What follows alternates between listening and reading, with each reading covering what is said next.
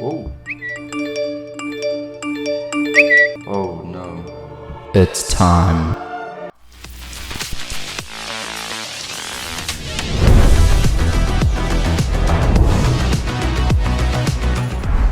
Welcome back everybody, it's your boy Mystic coming at you with a brand new Axie Infinity video where by very popular demand I will be going over and breaking down what are charms and runes from the new Axie Origins game mode. This is going to be part 1 of a series where we will be breaking down all the unique class runes and charms as well as discussing some build synergies, so make sure to stay tuned for future videos to learn all about this new and interesting feature within the Axie Origin game mode. Before jumping straight into the charms and runes, we must first talk about the brand new release of Origin. For those who are unaware, Axie Infinity dropped a second playable game mode called Origin with new art and character designs, reworked cards and abilities, and the brand new addition of charms and runes. This game mode is different from the original Axie game as many of the previous dynamics and playstyles have been altered. Turns are no longer dictated by the Axie speed. All Axies start with the same amount of health, and now ear and eye cards have corresponding abilities that can be incorporated into builds to make them even stronger. If you haven't had a chance to try out Origin, I highly recommend giving it a try before watching this video to get a better understanding. With that out of the way, let's jump into the main question of the video.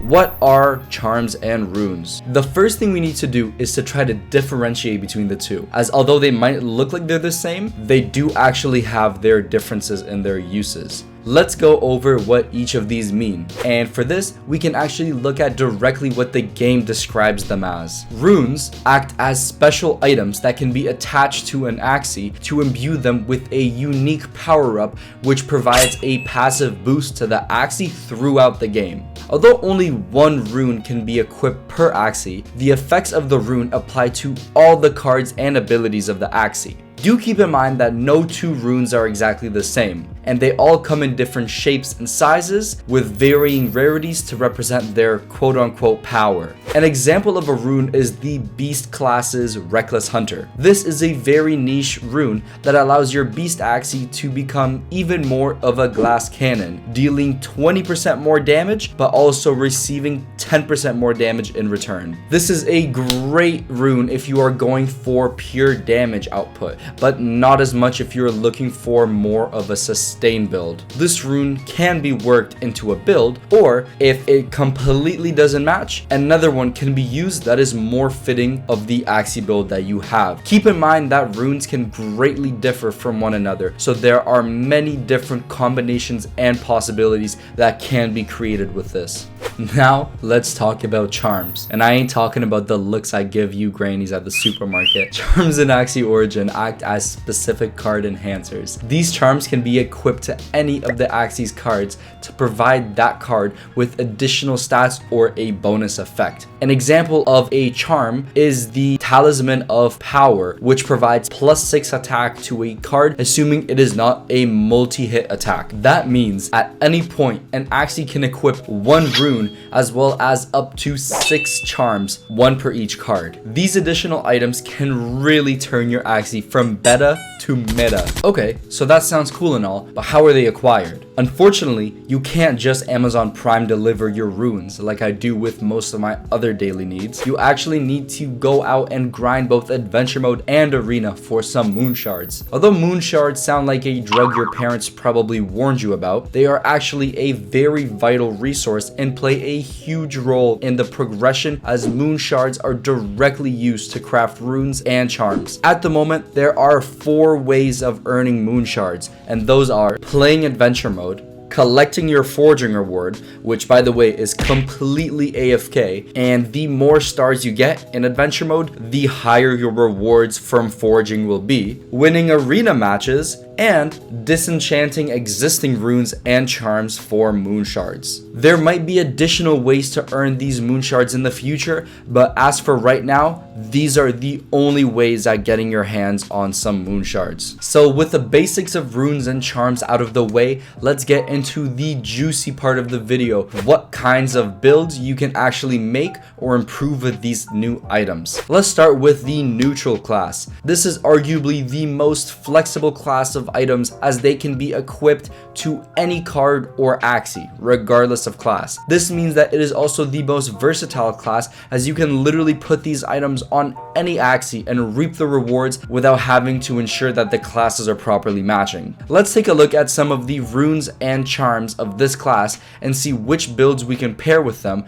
to create some absolute units on the battlefield. So there are currently 8 neutral runes that are available in Origin, those being Thick Shield, which gives you plus 10 shield from all of your cards, Mini Legion, which gives all your summons plus 10 HP, Tough Strike, which gives you plus 10 attack to any of your attack cards, Leftover Potion, which gives you 4% max HP recovery every turn, Pure Skill, which gives your heal and shield a 15% class bonus, Pure Instinct, which gives a 15% class bonus to all cards, Pure Power, which gives you 15% class bonus to all attack cards, and Shady Exchange, which gives you plus 1 energy on even rounds with a few drawbacks. As you can see, these neutral runes act as pretty standard buffs to the Axie, such as providing bonus attack or shielding, with some of the runes allowing for even more utility, such as Mini Legion, which boosts your summons,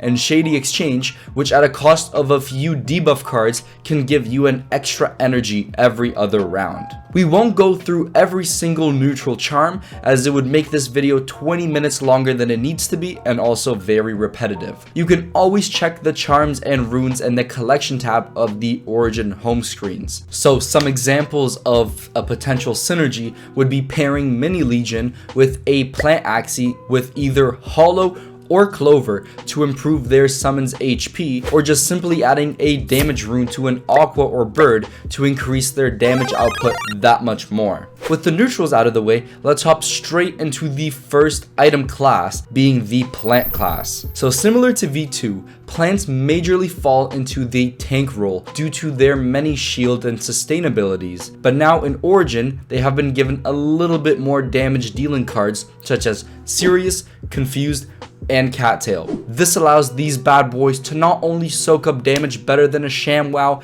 but also give you a proper spanking if you are caught lacking. So when looking at the plant runes, at the moment there are only 4, with those being Gaia's Embrace, which allow for shielding cards to also restore an equal amount of HP, but with a 25% reduction to the overall shield received from these cards. Miracle Leaf, which allow for you to start battle with 3 leaves, which upon attacking will be consumed for a bonus 15% damage. Rise and Ruin, which gives you 1 Forest Breath and 1 Forest Wrath to your deck, which can act as either a heal and cleanse or an AoE attack that deals extra pure damage for each debuffed enemy. Healing Pulse, which allows for all teammates to regen 8 HP per turn and increasing all healing card effects by 20%.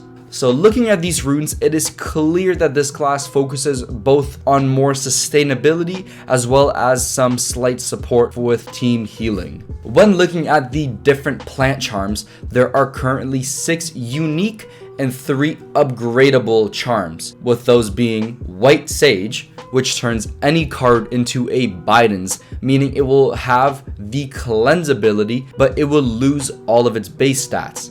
The Talisman of Endurance, which give this card plus 6 shield or plus 10 if it is the epic charm. The Talisman of Faith, which give this card plus 6 heal or plus 10 if it is the epic charm. Leafy Pot, which gives all your teammates 1 leaf per turn, which regenerates 5 HP per turn. Secret Spout, which adds the innate effect, making the card start in your hand at the start of each game. Ancient Root, which adds the retain effect, allowing the card to stay in your hand if it is not played this turn. And Red Sage, which is an upgraded version of the White Sage, but without the loss of the base stats from the card. Apart from the Talisman charms, which provide a pretty straightforward stat boost, the other charms definitely bring some utility to the table and can be used in specific builds to really enhance the Axie. Here are 3 examples of potential synergies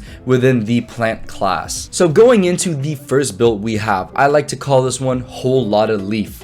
And as you can probably guess by the name, this build revolves around the Miracle Leaf rune, which lets you start battle with 3 leaves, with each of these leaves being able to be consumed for a 15% damage bonus. This rune would synergize very well with both Clover and Leafy. Unfortunately, they are both ear cards, so they can't be built on one Axie unless you have a build with 2 plant Axies, each of them having those respective ears. Clover allows you to create a summon that generates your whole team up to 4 leaves, which can be used as either a small heal, or if you have Leafy on the other Axie equipped, then you can use some of those leaves as additional 0 cost attacks, dealing pretty moderate damage. I'm sure you can see the synergy within this build, as starting with extra leaves can give you the flexibility to add either heal or damage to your build. Better yet, throw on Leafy Pot on your ear card to get even more utility, as this card will generate an additional leaf for the whole team every turn. This will lead to your opponent rage quitting from either the leaf heals or the consistent leaf throws that slowly chip away at their HP. The other cards in this build aren't as vital as the 2 that I mentioned and are subject to change depending on your preferences. If you're not sold on the usefulness of runes and charms, fear not. This is only the first build that we have in this video. Let's jump straight into the next build that I like to call Shield Sanctuary. This build is the true definition of tank. The highlight of this build is the Gaia's Embrace rune, which makes it so your shield grants 25% less shield, but also restores HP equal to 100% of the shield. This rune is honestly so busted, as the HP regen makes the 25% loss of shield definitely worth it and removes the need for self-heal cards like Rosebud or Poppy. This means that to get the maximum value from this rune, I created a max shield team that not only will provide shielding, but also consistent HP regen, allowing this Axie to transcend immortality. Let's take a look at one card in particular from this build, that being Lotus, which has base stat of 50 shield and 30 heal. With this rune, the shield will drop from 50 to 40, but the heal will be increased from 30. It will be added 40 to get to 70. This means that for 1 energy, you can get 40 shield and 70 heal. That is 110 base stat for 1 energy. If you want to go even more crazy, you can add the Talisman of Faith, which adds plus 10 heal to this to make it a total of 40 shield and 80 heal. If that isn't absolutely busted, I don't know what is. Hopefully by now you're understanding just how much of an effect runes and charms can have. Now let's jump into our third and final plant build for today, which is called Heaven's Touch. This last build is the ultimate support healer build that revolves all around the Healing Pulse rune, which allows all teammates to regen 8 HP after every turn and increasing any healing effects by 20%. With this kind of power comes great responsibility. This Axie is actually a pacifist and would rather heal its teammates than fight. It would even rather take the hits themselves than have their teammates get hit. For this build, almost every card has a very important role to play. Cucumber Slice provides great heal and a 5 heal boost to the whole team. With the extra strength of healing effects, this is guaranteed to save your teammates from close calls. Hollow sacrifices 75% of the Axie's HP to summon a trunk who will taunt the opponent's team for 0 energy. Although 75 HP is quite a decent amount of health to lose, let's not forget that this build can literally heal back to full with 1 energy like it's playing on God mode. This is a great way to prevent your allies from getting hit, with the HP loss being greatly offset by healing. Watering Can provides a really good amount of shield, but is also really known for its ability to generate pure water anytime any ally is attacked. Pure Water is a 0 cost 6 heal card that can be applied to anybody. And with the additional healing buff of the rune and Cucumber Slice, these cups of fresh agua will do so much more than just quench your thirst. Silence Whisper is a pretty self-explanatory card, as it is a very strong self and ally heal card that will now be able to heal even more and is almost guaranteed to save your allies in any close calls. Rosebud is the same thing before itself. If this Axie loses too much HP from Hollow or Cattail, it can easily use Rosebud or Silence Whisper to heal itself up like it was nothing. Assuming we are only taking the rune's 20% extra healing effect and we are not considering any healing boosts, this card will heal for up to 84 HP, and with the heal boost, this card can heal close to 100 HP for the cost of 1 energy.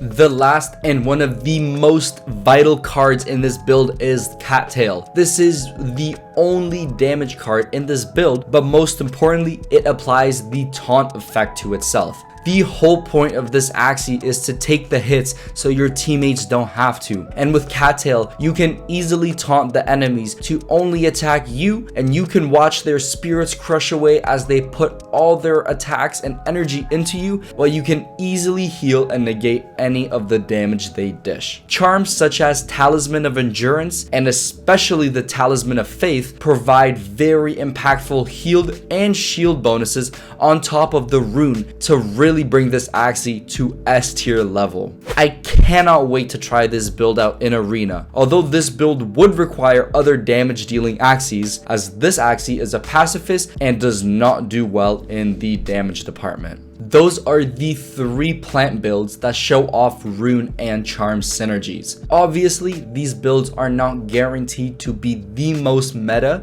and can still get clapped by the right counter team. However, this is just an example of how you can pair runes and charms together with existing builds to make them even stronger. I hope this gives you an idea of the many possibilities of synergizing runes and charms into these new Axie origin builds to hopefully help you climb the leaderboard and, who knows, make it to challenger. I plan on making a video about each of the class runes and charms, as well as providing you guys with some synergized builds. So if you enjoyed this video and you learned something, please be sure to hit the like and subscribe button for more Axie Origin and other Metaverse game content delivered to you every week. The next video, we plan on going over Aqua and Bird runes, as well as potential team synergies. With that being said, thank you guys for watching, and I will catch you in the next video. Cue the outro.